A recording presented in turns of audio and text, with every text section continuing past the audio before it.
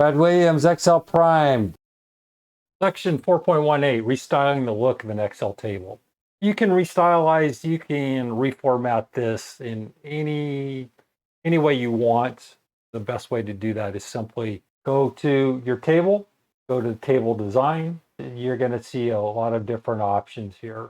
Table design, we're going to click this new table design style, and this is what it looks like, new table. This box over here to your left, spit this out, and then here are a few of your options. What we'll do is we'll just dive right in here and we'll hit new table style, and this is shown right here on the left, and this is the live. And if you want to change the whole table, you can hit format. If you want to change any part of your table, you have that flexibility here. You can hit whole table, you can hit format, can go into, as shown down here in the format cells, you have your format cells feature, your borders, your fill, and you can change it however you'll want. That's customizing or restyling your Excel table.